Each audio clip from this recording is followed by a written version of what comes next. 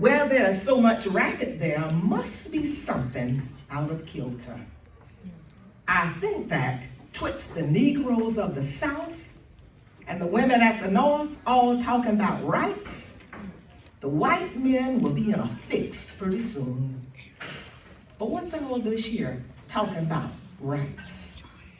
That man over there says that women need to be helped into carriages and lifted over ditches and to have the best place everywhere.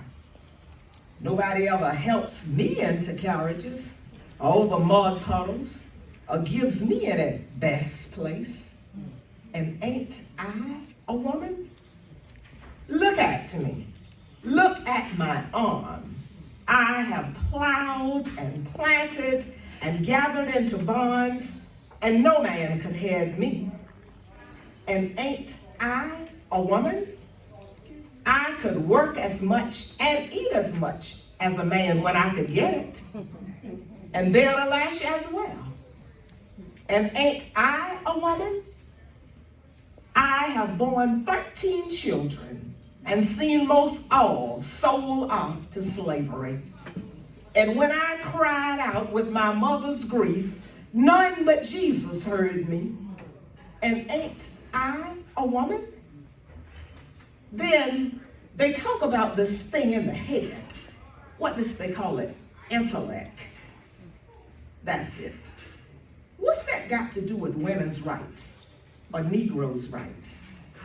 If my cup won't hold but a pint and yours holds a quart, wouldn't you be mean not to let me have my little half measure full?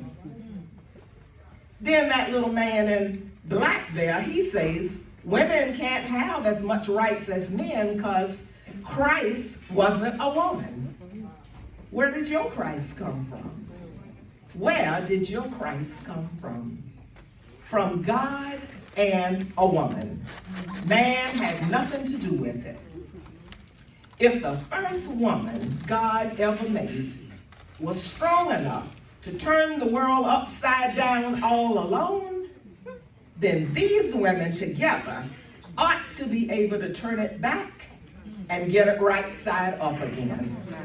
And now that they's asking to do it, the men had better move over and let them. That's right.